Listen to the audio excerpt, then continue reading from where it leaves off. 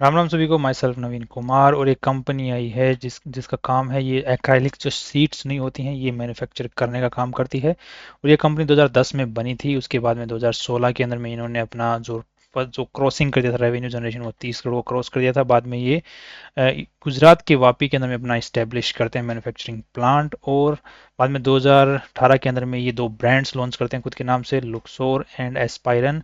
और आज 2023 के अंदर में फिर ये लिमिटेड कंपनी लोगों से पैसा उठाते हैं और आज ये स्टॉक मार्केट में लिस्ट होने के लिए मार्केट में आ रहे हैं।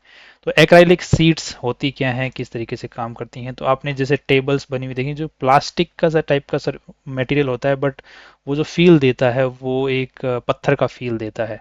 तो आपने ऐसे काफ़ी सारे शीट्स, ऐसे सारे काफ़ी सारे जो सरफेसेज हैं वो देखे होंगे। जैसे आपने टेबल की फॉर्म में देखा होगा, बेड्स बने हुए देखे होंगे, चेयर्स बनी हुई देखी होंगी, आपने हॉस्पिटल्स में देखी होंगी, ऑफिसेज में देखे होंगे। बट वो जो प्लास्टिक होता है, काइंड ऑफ प्लास्टिक होता है, बट वो एक्राइलिक शीट्स का चीज़ें बनी हुई होती हैं और लकड़ी जैसी लगती हैं, पत्थर जैसी लगती हैं।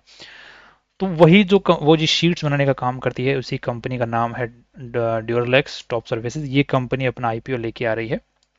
इस वीडियो में हम लोग देख चेक करने वाले कंपनी की आज के दिन परफॉर्मेंस कैसी है, फ्यूचर में कैसी रह सकती है, और कंपटीशन के हिसाब से आज के दिन किस तरीके से ये अपनी वैल्यू लेके आ रही है।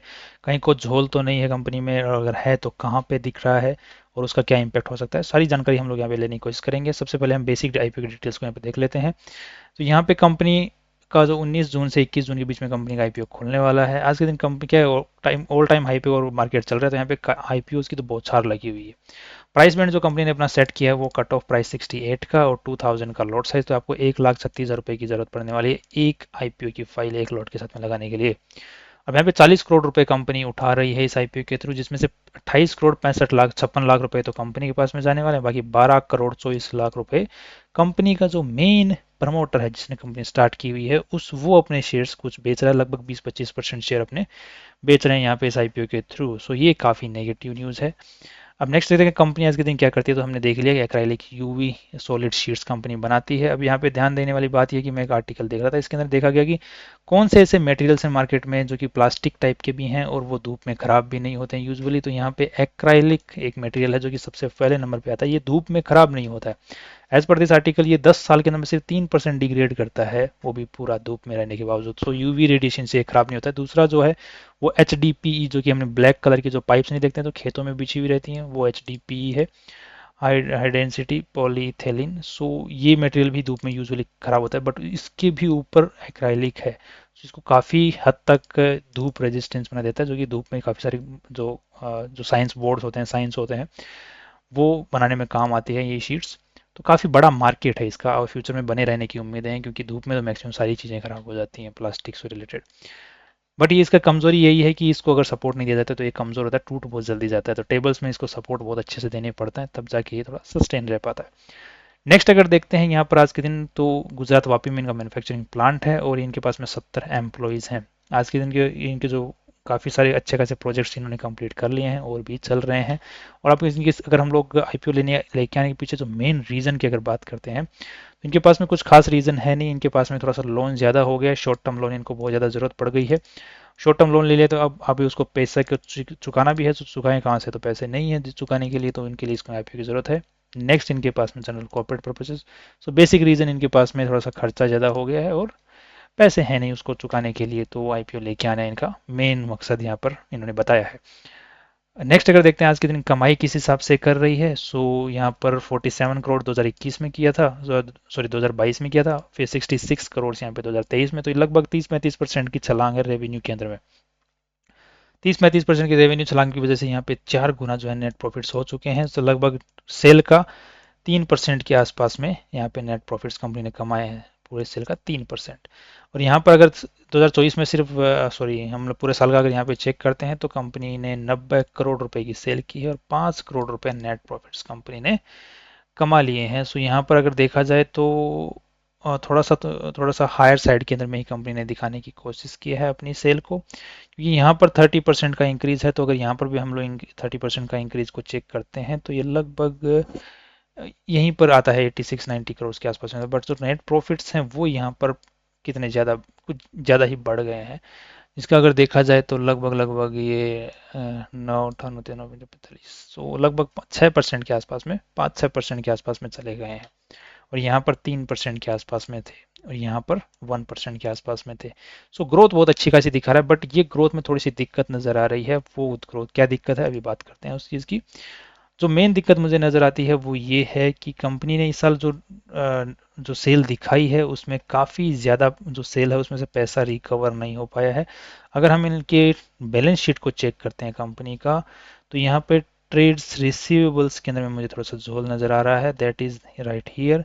15 करोड़ पिछले साल था और इस साल जो है 30 करोड़ हो गया है। तो यहाँ पर ये सेल जो रेवेन्यू है, जबकि इसके पिछले साल 16 करोड़ था और पिछले पिछले से पिछले साल 16 करोड़ था, फिर डिक्रीज हुआ ट्रेड रिसीवेबल्स में, मतलब माल के पैसे आ रहे थे, बट इस साल माल बिका बट पैसे जो ट्रेड रिसीवेबल्स में डबल हो गए। तो ये कहाँ गया? तो ये जबरदस्ती जो सेल को इंक्रीज करवाने की कोशिश की जाती है, usually most of the cases में ये रीजन देखा जाता है। तो यहाँ पर मुझे अगर ये रीजन ना हो तो ज़्यादा बेटर है, बट स्टिल अगर कंपनी का माल बिक रहा है, पैसा नहीं आ रहा है, नेट प्रॉफिट्स भी कंपनी ने 5 करोड़ ही नेट प्रॉफिट्स कमाए हैं, तो यहाँ पे लगभग 25 करोड़ रुपीज स्टिल कंपनी के ही अटके पड़े हैं। तो नया माल तो खरीदेगी कहाँ से? नया माल खरीदना पड़ेगा।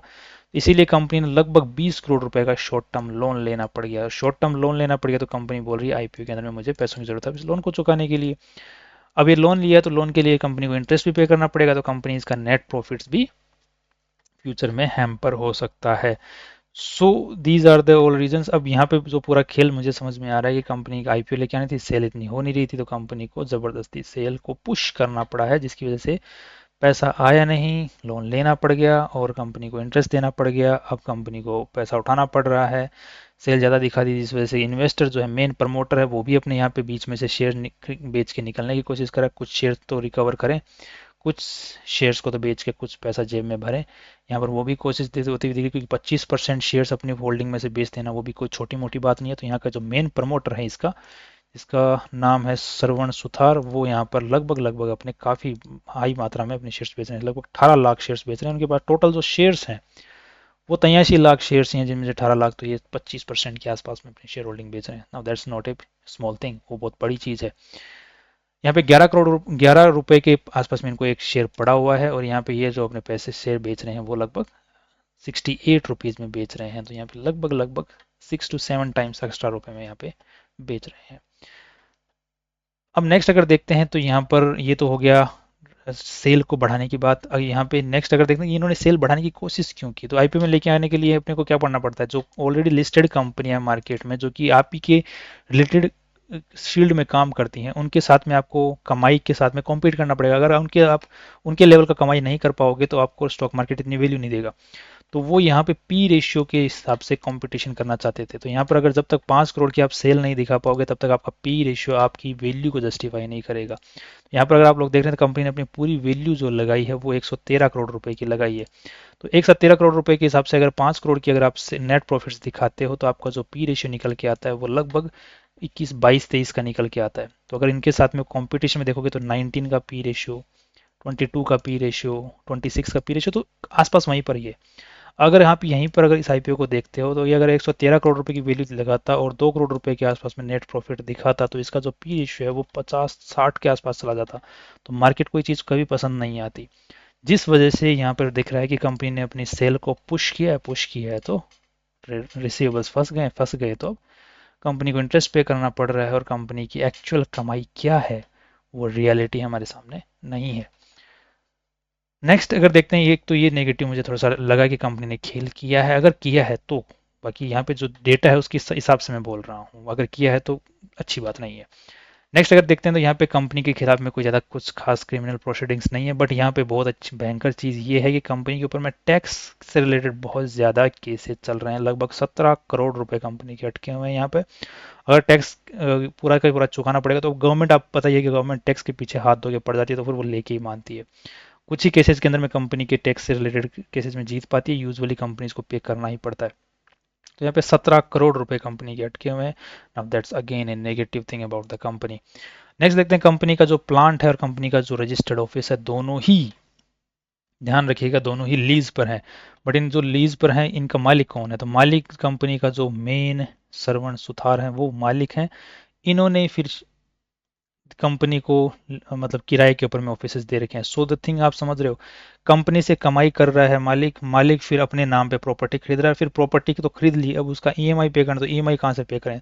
तो इसने क्या किया, अपनी ही कंपनी को किराए पे दे दिया। तो अब इन्वेस्टर्स से पैसा पैसा लगा के उस कंपनी में लगवा रहे हैं पैसा, जिसकी वजह से उसका प्राइस ऊपर बढ़ेगा, कमाई भी बढ़ेगी, और कम जो पूरी उससे जो किराया आने वाला है उससे जो असली जो वैल्यू है, जो लैंड है, लैंड की ओनिंग, जो रियल वैल्यू होती है कंपनी के अंदर में लैंड्स, वो ओन करेगा कंपनी का मालिक।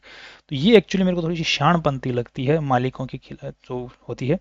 ये मुझे मुझे पर्सनली कोई चीज़ पसंद नहीं। अगर आप लोग चाहते हो कि ये land registered office manufacturing unit ये कंपनी के नाम पे खरीदो, राइट, तो ताकि इन्वेस्टर्स जब उस कंपनी में पैसा लगा रहे हैं तो उनका इंटरेस्ट प्रोटेक्टेड रहे। यहाँ पर ये चीज़ मुझे कभी पसंद नहीं आती। अगर कल को कंपनी डूब भी जाती है तो इन्वेस्टर्स के लिए कुछ भी नहीं है वहाँ पे, एसेट के नाम पे कुछ भी नहीं है, ढेला है। जो रियल जो इन्वेस्टर्स के लिए वैल्यू हो सकती है वो तो कंपनी के जो मालिक लोग हैं, प्रमोटर लोग हैं, अपने नाम पे कर ले रखी है उन्होंने। तो ये काफ़ी ख़राब चीज़ मुझे लगती है, तो ये नेगेटिव न्यूज़ है अगेन। नेक्स्ट अगर देखते हैं यहाँ पे कंपनी के जो ट्रेडमार्क्स हैं, तो ट्रेडमार्क्स कंपनी के रजिस्टर्ड हैं, काफ़ी सारे ट्रेडमार्क रजिस्टर्ड हैं, बट काफ़ी सारे ऑब्जेक्टेड भी हैं। कंपनी के मेन जो ट्रेडमार्क्स हैं वो एक तो लुक्सोर है, दूसरा डोरलक्स है, तीसरा एस्पायरन है। ये कुछ ट्रेडमार्क्स हैं कंपनी के जो काफ़ी रजिस्टर्ड भी हैं, मोस्टली ऑब्जेक्टेड एडवर्टाइज भी हैं।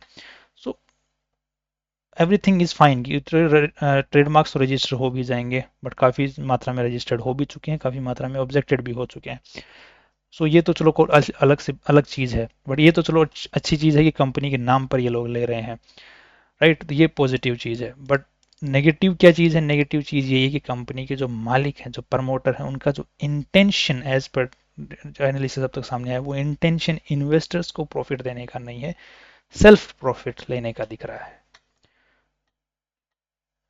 नेक्स्ट अगर देखते हैं पॉजिटिविटी और नेगेटिविटी के बारे में, तो अब तक जो हमने चर्चा की है वही अपने सामने में डेटा है, और अभी अब फ्यूचर के हिसाब से किस तरीके से कंपनी परफॉर्म कर सकती है। तो सो आई गेस कि कंपनी की अगर हम वेबसाइट की बातें चेक करते हैं तो कंपनी बहुत अच्छे अच्छे प्रोजेक्ट्स कर रही है। फ्यूचर में इस प्रोडक्ट की डिमांड रहने वाली हो सकती है। कंपनी अच्छे प्रोजेक्ट्स कर रही है और आप फ्यूचर में अच्छे प्रोजेक्ट्स कर सकती है। एंड द थिंग इज़ कि जो ये कंपनी प्रोडक्ट बना रही है वो थोड़ा सा यू नो मैनेजमेंट थोड़ा सा गड़बड़ाया हुआ दिख रहा है। That's all my all view is. And IPO की अगर बात करते हैं लिस्टिंग गेंस के बारे में, तो आज के दिन जो जीएमपी प्राइस चला वो 0% चल रहा है। अगर जीएमपी प्राइस मोर देन 70% चलता है तो हम लिस्टिंग गेंस के लिए एक बार को अप्लाई करने के बारे में सोच सकते हैं, मतलब रिस्क, मतलब एक बार किस्मत को आजमा सकते हैं। 70% से ऊपर लिस्ट जीएमपी रहता है तो। अदरवाइज लॉन्ग टर्म में अगर मैनेजमेंट की तरफ से अगर ये थोड़ी सी जो जो इश्यूज हमने यहाँ पे देखे हैं अगर वो सॉल्व होते हुए दिखते हैं तो लॉन्ग टर्म के हिसाब से भी कंपनी अच्छा बेट हो सकती है, अगर वो इश्यूज सॉल्व होते दिखते हैं तो। That's all my all view is about the company. And कल फिर मिलते हैं एक नए इंपॉर्टेंट वीडियो के साथ में। And see you tomorrow.